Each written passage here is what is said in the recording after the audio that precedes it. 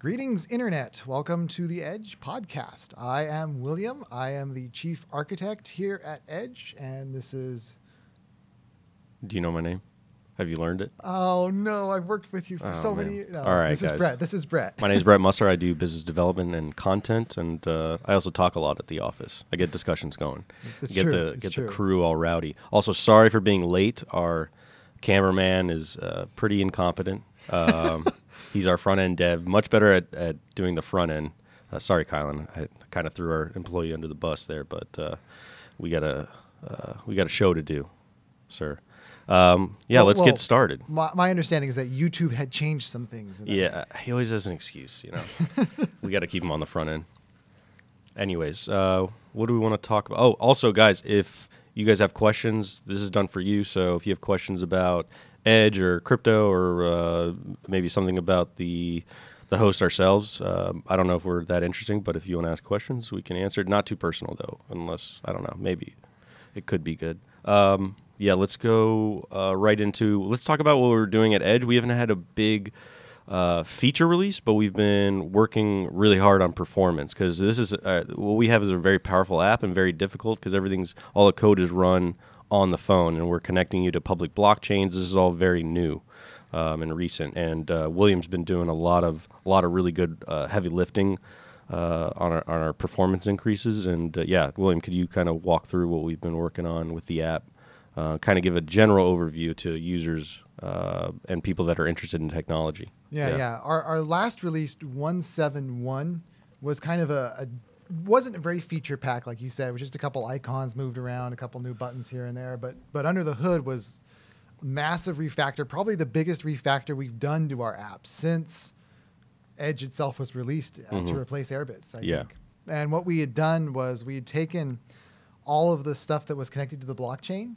And what we found was that connecting to the blockchain, downloading transactions, doing hashes and cryptography, all that stuff takes CPU. Yep, power, time, resources. Well, as long as we're using the CPU to do those things, you tap a button, it doesn't respond, right? You tap the button because the CPU is locked up, like doing hashes or whatever. It can't like respond to your button tap. Yep. So we took all that stuff out and put it on a separate CPU core. Okay. Now, we're a React Native app. And anybody who's a React Native developer will tell you that, no, React Native only has access to one single CPU core. So how did we get access to a second CPU core?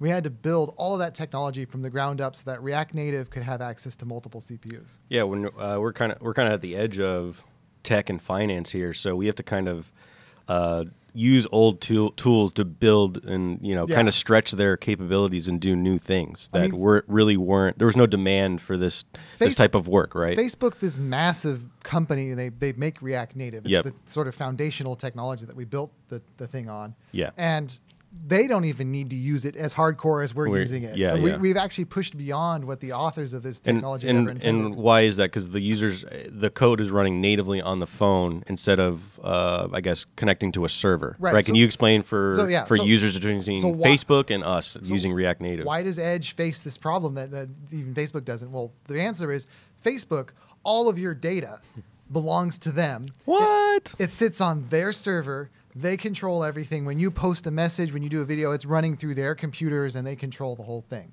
So what does your phone have to do? All it has to do is display some images that the computer that Facebook runs is sending it. Yep. It doesn't have to do any thinking, really. It's just kind of dumb. It's like, okay, I was sent this image. I will display it. You typed in some letters. I will send them off to the server. The server knows everything. Facebook servers are smart. Your phone is all the work. Yeah, you're in their computer. Yeah, it's really just a very simple like display. Yeah, and then how does that compare to Edge? Well, Edge, all of your data is on the phone.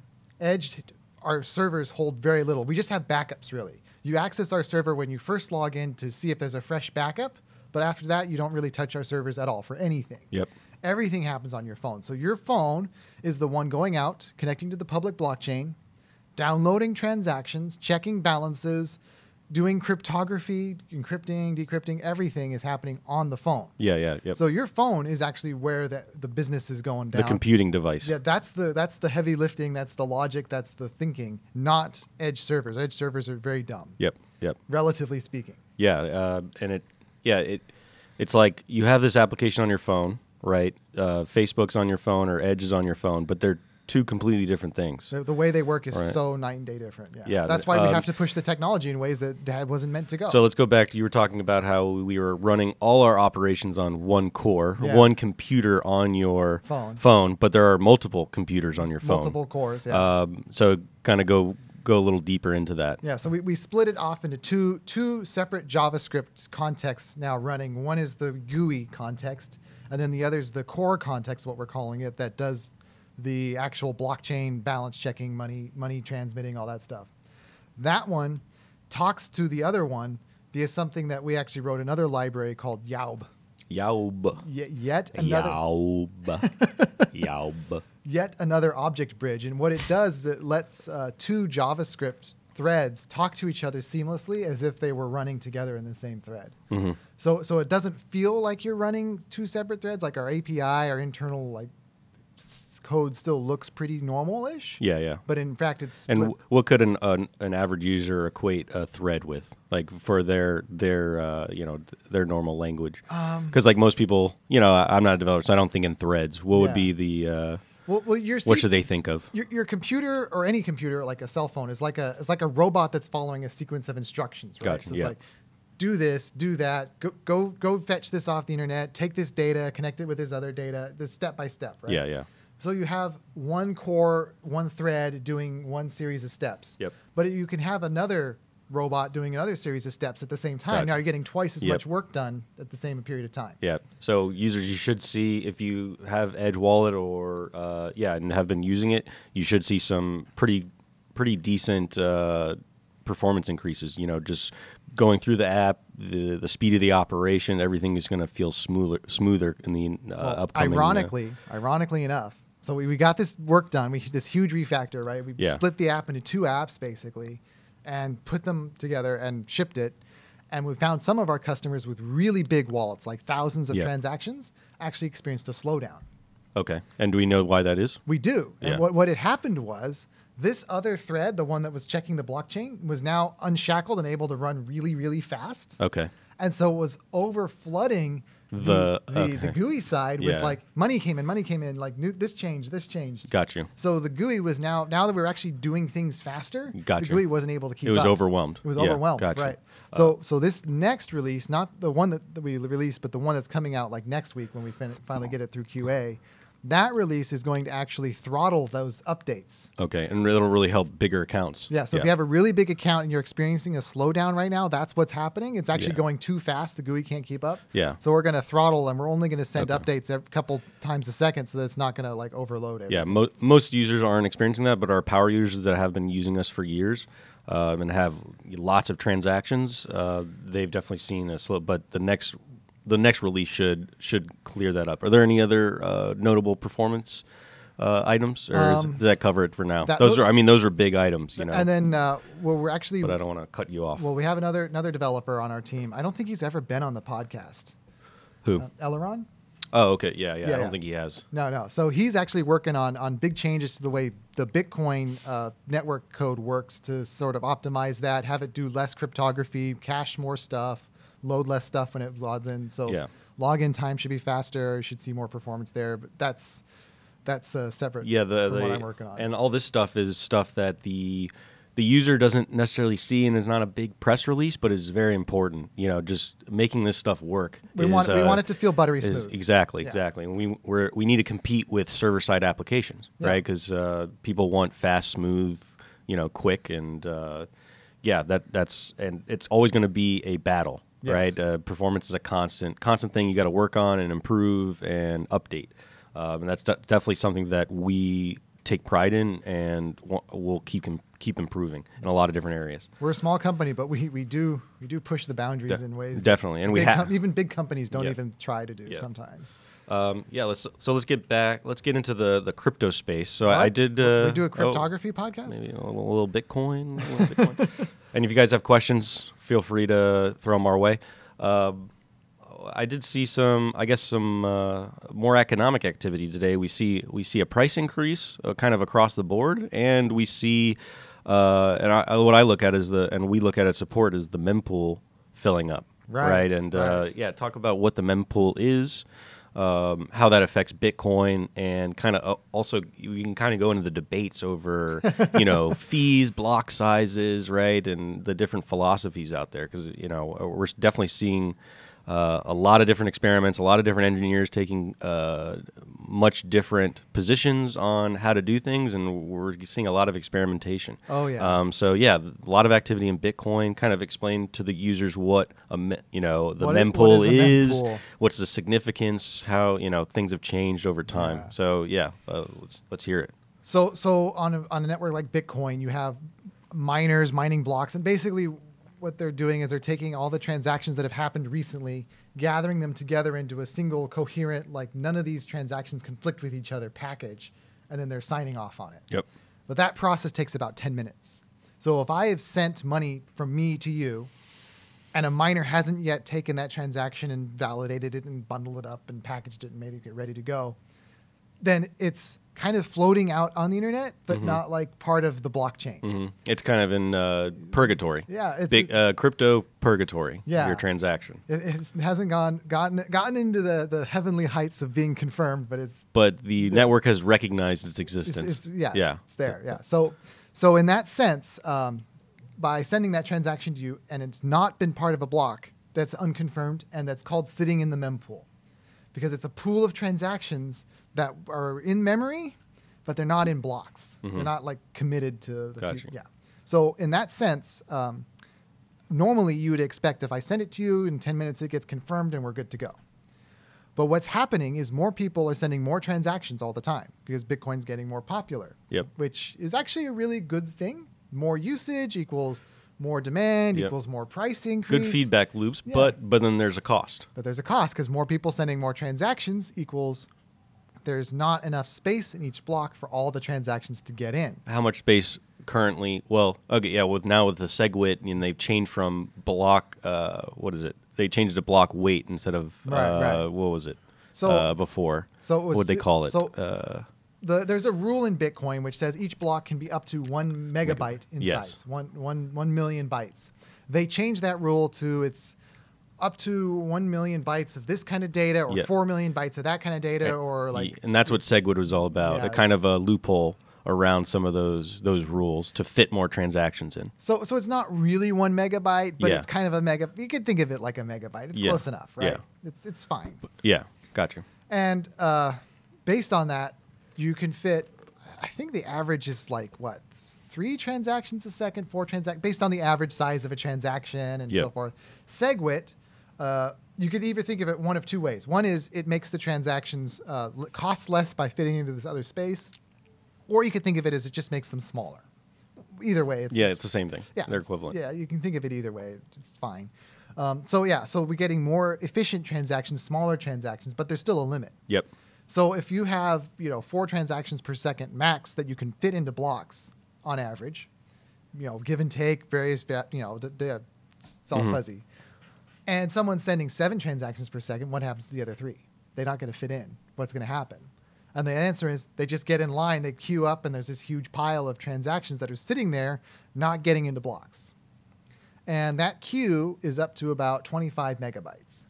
So if we had nobody sending any transactions, all economic activity ceases. Right now, stopped. It would take 25 blocks to clear the backlog. Got you. Yeah. And we brought this up because I guess throughout 2018 and when there's dead periods in Bitcoin in particular, the mempool's around 1 to maybe 5, 10,000 at max when things are kind of quiet.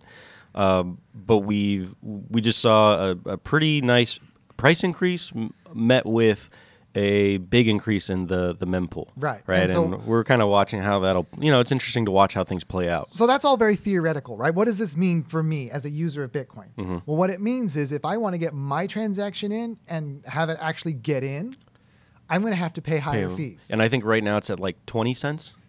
When I did a send just now before the podcast, it was like 40 cents. 40 cents, yeah. Depends on the complexity. Which I think I don't know this to be a fact, but I think it's an improvement on the price, a comparable mempool size in 2017, 2016, but lower fees because I think last I looked at SegWit penetration has been like 50%. So they've been able to pack in a little more and get transactions for a and less cheaper. space, yeah. So in that way, it's been a success, but it also was part of why Bitcoin fractured too. Or it's not the cause, but it's still, Bitcoin does have limited throughput, and then you have things like Bitcoin Cash, and then out of that, BSV, which are both really pushing the limits, especially BSV, of block sizes. Right. So what this means as a user is, of course, now you're going to pay a higher fee to get kind of cut in front of line. Because they sort the line by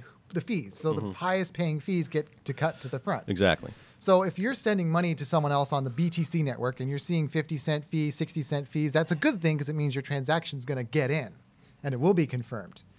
And if it doesn't get confirmed after 24 hours and it's still sitting there unconfirmed, it means your fees weren't high enough, and so you got to now bump that up. And so now you're out competing, and the fees are going to go through this sort of and that cuts into usability, access for certain people, not for people I guess that are a little wealthier or in developed countries, but you start, if you're making low fee payments, you don't have a lot of money, you want cheap payments. So at the end of 2017, could be an issue in Bitcoin. At the end of 2017, the fees were all the way up to $50. Yeah. Right? Like that's a massive transaction fee. Yeah. How big was the mempool at that point? I don't remember. It was big. It was big. Yeah. Yeah. There was. It would have taken like 100 blocks to get through all the transactions that had built up over time. Well, then it doesn't just have to do with the size of the mempool, because the mempool can be small, but everyone's viciously competing with each other. It can still have high fees in a small mempool, right? Because it's really, where's the market setting for what does it cost to get in? So anyway, long story short, fees are going up, and this is affecting you as a user of our app. You'll see higher fees going forward, and that's just the Bitcoin network and how it's built. Many people believe that a world currency shouldn't have $20 fees in order to transact. And those people disagree with the current 1 megabyte limit. Yeah. Right? Like that why should a currency that's designed to support the entire world of 7 billion people, 10 billion people, whatever it's going to be in the future, have a 1 megabyte, a 3 transaction per second, 4 transaction limit? And this is where we get Bitcoin Cash. Right. So let's talk about what's going on that side and what you're seeing at Bitcoin Cash. So they split off. Yep. And they raised the block size first to 8 megabytes and now to 32 megabytes. Okay. So that means that right off the bat, you can hit 32 times more transactions per second than BTC. Wow. Yeah. Which is great. That's good. It's not like world scale. It's still not Visa. It's not Visa. It's PayPal level, though. If you had PayPal's transaction volume. Right now we're talking, yeah. That would fit in about 32 megabytes. That's decent. That's good. That's respectable. Yeah. Problem is, no one's actually sending any transactions on BCH, the Bitcoin Cash network. It's not being used. Yep. It's like something that can be used, but it's light. It's light. It's like we built this giant highway and no one's on it. Yeah, yeah. You mind kind of like the ghost cities of China, right? But they could be filled up in the future, though, right? And I think that's kind of the point, right? Is that it was created, it came out the gate with about 1/10 the price of Bitcoin. Yep. And it's crawling even further since then. Merchant adoption, who is it? BitPay. BitPay has both, right? Yeah, they do. They have Bitcoin Cash and regular Bitcoin. And they reported the transaction volume on Bitcoin Cash is much lower. Yep. So at that sense, it seems like it's a failure. Except now it's this escape valve. So if Bitcoin fees start rising to $20 and you're like, I want to buy something with crypto, and you're like, I go to BitPay and I've got to pay $20 in fees for this, or I can pay Bitcoin Cash. Maybe that transaction volume will start sloshing over. Yeah, because I could definitely see where that happens, and then people are like, oh, Bitcoin Cash is still around. Maybe I can move a little bit of my funds over so I can kind of miss these fees sidestep these fees. So I think I see it as having good potential. Yeah. But I don't, right now, it doesn't seem like it's really killing it, but I think there's enough potential there and enough people see that potential that they're actually going out and they're building cool stuff on that network. Yep. And the other thing that's interesting about Bitcoin Cash is the Bitcoin BTC, being the oldest coin, is the most conservative because they have that weight of Satoshis. Which I think is a good thing. Yeah. Right? You want conservative. And it's very hard to also compete with that brand and network effect. Right. Right. It's very hard, and it's going to be, if people in Bitcoin Cash are serious, this is going to be a long slog. Right. Right. And that's why they haven't changed the 1 megabyte limit, even though it's like obviously a problem. Yeah. Right. Like we don't want the risk of what that's going to do to the economy and the there's just risk to decentralization. So we're just not going to touch it. Yeah. Let other people change those numbers, and they can take the risk. And if it is actually a problem, they will destroy themselves. Meanwhile, we'll still be here because we're Bitcoin. Yep. You know? And you mentioned before the show, I don't know how much you know about it. There was a cool project that you like called CashShuffle on BCH. Right. So one of the things that's happening is a lot of creative people who find that the BTC's conservative nature is too conservative will go to Bitcoin Cash and they'll run experiments there. Yep. They'll try new protocols. They'll try new things. So it's almost like a live test net. Like Bitcoin has a test net, but it's like very conservative too because it's testing changes for Bitcoin. Whereas this is like we can do whatever we want. Yeah, it has the most economic activity on it. Yeah, that's why I mean I love all these forks from just like an experimentation point of view. And I would definitely say the leading chain, the longest chain with the most economic value at risk should be the most conservative, and then the ones below that in terms of mainstream adoption can really push the limits. Right. So we see Bitcoin Cash pushing the limits, and then you see Bitcoin Satoshi Vision, BSV. I'm seeing similar things on that side where people are experimenting with new things, and I know they mined some huge blocks the other day, really pushing the limits of mining hardware, transaction processing, and really pushing the game theory of proof of work to its limit, right? So Bitcoin has a 1 megabyte limit. Bitcoin Cash has a 32 megabyte limit. Bitcoin SV has no limit. Yeah, they got rid of the limit. And then to me, I mean, all these projects are, those two might be behind Bitcoin, but they all have a relationship to the Genesis block, and like, I don't see how any of this can be stopped, right? No. Like Bitcoin, to me, anything with like a relationship to the Genesis block has a I guess a call on the brand, of Bitcoin, and it's hard to define what Bitcoin is, and everyone thinks of it differently. To me, it's all Bitcoin, and all this stuff is awesome. Yeah, and no matter what, one of these chains is going to make it, right?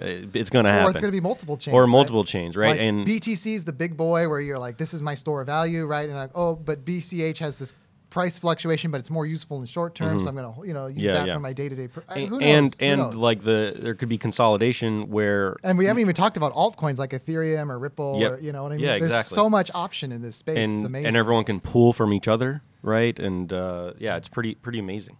So I want to talk about the two things, the CashShuffle. Go. And then we have a question from Chimp Crypto 1 on Periscope. He asks, why don't we have, or do we have Lightning? We got to talk about Lightning. Yeah, we can talk about Lightning, yeah. Because we're talking about one side of the debate, which is let's expand the block size. Exactly. But there's this other side to the debate, which is let's keep Bitcoin as Bitcoin and then build other layers on top of it. So instead of going sideways, we're going up. No, vertical scaling instead of horizontal. Exactly. Yeah. Like building a skyscraper instead of building out the Suburbs, base. Yeah. Let's go into CashShuffle, and then we'll get into Lightning. All right, awesome. So CashShuffle is a protocol. It's available in the Electron Cash Wallet version 4. And what it is an anonymization for Bitcoin.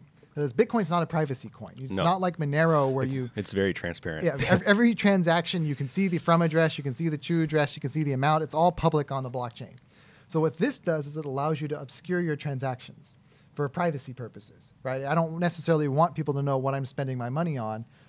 Not even doing anything illegal. Well, just we all deserve financial privacy. Like the laws don't just let you go see someone's credit card statement. You have to have a reason, right? So anyway, for this purpose, they've come up with CashShuffle, which is a protocol where multiple people can come together into a pool, all submit their individual transactions, and what it's going to do is it's going to merge them all together into one super transaction that sends the money to the appropriate places. Got you. Awesome. So what that's going to do is it's going to allow ordinary people to get not Monero level privacy, but pretty good privacy on the Bitcoin Cash blockchain. Yep. There's nothing about CashShuffle which is BTC specific. You could port it to BSV or BTC. But you mean BCH? Is that what you're talking about? BCH specific. Yeah, it's fine. I think you just misspoke. Yeah, there's nothing about it specific to Cash. 100%. Right? Yeah, that's what's awesome about all these things is they can easily just kind of you tweak some things and it can be used for all of them. But the Bitcoin Cash developers are the ones pushing it, and it's that's the network where it's going to be live first and be useful first. Yep. So that's another like an innovation on the side that everyone can take part in, use, and fork, and change for their chain. Now I know we as at Edge have a lot on our plate. Mostly we've been focused on getting. At this point, I would just like to mention that we're working mostly on getting new partnerships in, so the ability to like sell Bitcoin in our app as opposed to just buy it and like things like that. Yeah. Our goal. I mean, we've been pretty far out there in terms of capability, but there's definitely always more you can do to be cutting edge. But we're also, we're a business as well. So part of our I guess goal going forward is being a global non-custodial exchange. So any person anywhere in the world will be able to onboard with our wallet and get in and out of fiat and crypto and go crypto to crypto. So right now we're focused as a business on getting those partnerships locked down and adding those features. Once that's set up, it's software, it'll run, and then other businesses are running that. We can really push the limit on what other chains are doing. So part of that might be nice to get something like CashShuffle into Edge. Exactly. And then something like CashShuffle in there, and then to address the person's question, Lightning, right? Yeah. So when Lightning, you just wrote a giant article on Lightning. I did. Lightning is something that's been, I guess, it's one of those projects that we've all seen like kind of grow up, right? And like Bitcoin or any of these other things, it starts out as a white paper, some ideas that developers put down, and then people kind of gather around it, and before you know it, you have thousands of people running nodes all around the world. You got a lot of new companies being formed. You have a bunch of developers coming together online and putting in pull requests and stuff like that. So we've seen really good growth. And what we're looking at doing is implementing it in a non-custodial way, because a Lightning Network is not a blockchain. So we've been familiar with blockchain networks, which are pretty easy to put in, and we know the user experience, what the UI should be. Lightning Network is a beast on its own, right? There's a lot of different issues with onboarding people and doing it in a non-custodial way. In a custodial way, it's pretty easy. But we want to, and there's going to be plenty of businesses that do that, and we might actually connect people with custodial, Lightning services that you could see people offering, maybe some interest rate on that, but that would be kind of down the road. Right. What we're looking at building is a non-custodial solution, which is a little difficult.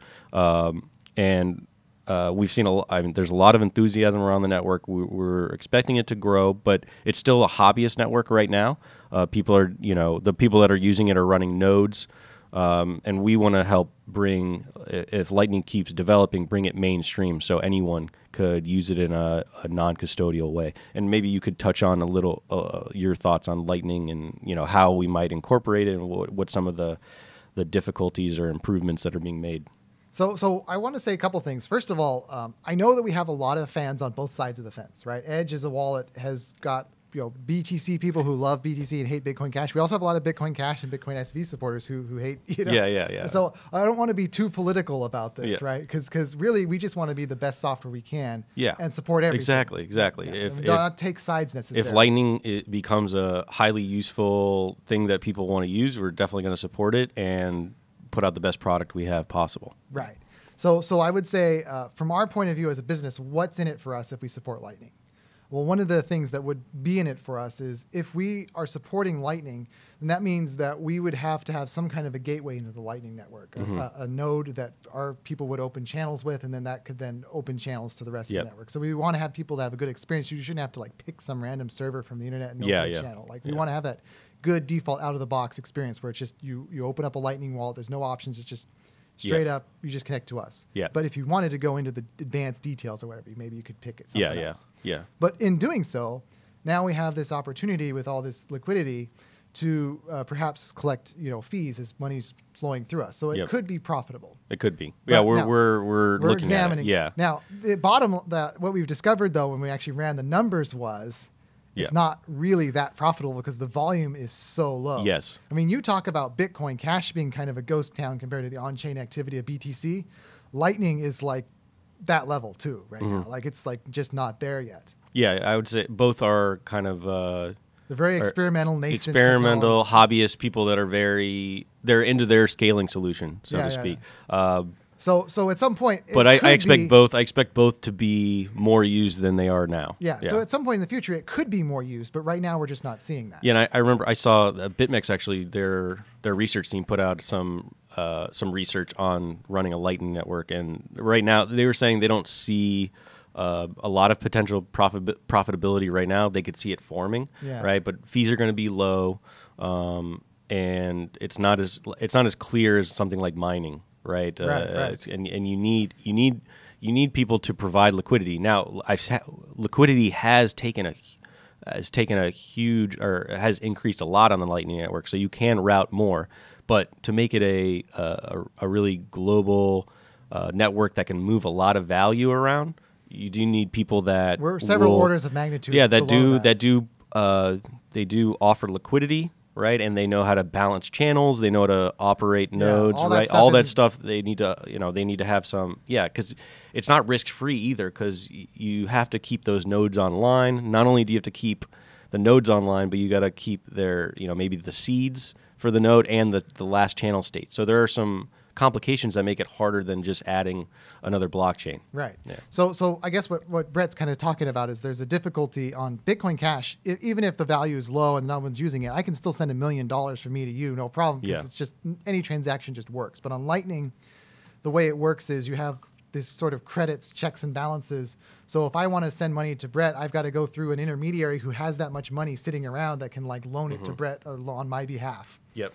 And I guess loaning is not quite the right word, but it kind of works like that. It's credit based. Yeah. Like where you're not like trusting, but you're using cryptography to ensure that those bills get paid at the end of the month. Exactly. Well, in any case, that means that I can't necessarily pay you $1 million if there's not $1 million between us in those channels. It'll take some time to get up to that level. Right. It'll take some time. So risks that Lightning needs to overcome is it needs to get adopted first, right? We need to have more merchants, more people, more wallets, everything that you'd have as a new currency starting up. Yeah. Lightning has to do that because it is a new network. I see Lightning as much more compelling to online stuff than retail point of sale. If that I don't know if you agree with that, but I think something like Bitcoin itself it's very native to the internet. Yeah. And then Lightning, to me, it even feels even more so. So like if and you it'll had like open up. So like you were imagining if you're doing like a point of sale system for like a Starbucks to like receive payment on the. I feel like it's not as interesting as an on-chain payment. Or it's harder to set up, right? And it's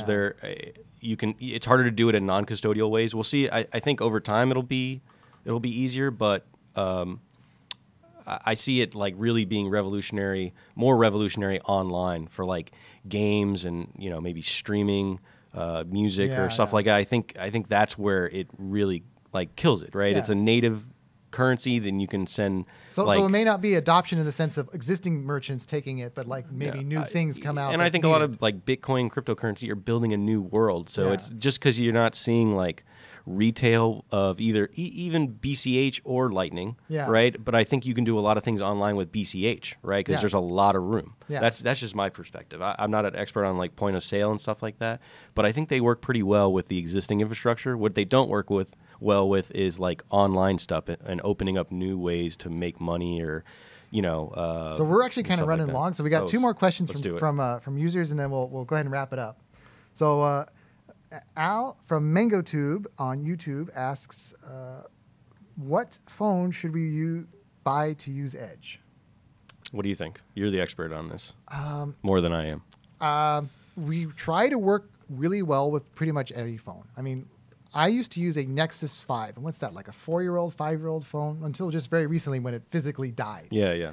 And it was slow, but it was good. I really like that phone. So I think going back many versions of Android, I think you're not going to go wrong with any recent phone, I don't think. Yeah. My iPhone works good, or works well. I guess, the more recent, the better. We can do stronger hashing, right, for security reasons, and then performance reasons, right? I guess I'm assuming the new phones have better performance. So I personally also don't run stock Android. I run Lineage OS. Which is the open source fork of Android. So I don't have any like proprietary Google stuff taking over my phone. Like I'm living the open source freedom. Like I'm the normie here. I have the iPhone. I like how it works. William can really get in deep into the phones. So anything kind of fresh, new. What with high performance. Yeah, it's going to be better for security purposes. You can hash that username and password. I guess with more power, right? I guess that's the right word. And you'll have performance. All right, let's see. Last question. Yeah, Glidera says they'll still be around a couple more weeks, but until then, we need to use Airbits, not Edge, for Glidera. So how long will the Airbits still be functioning? So, yeah, Airbits will be fine.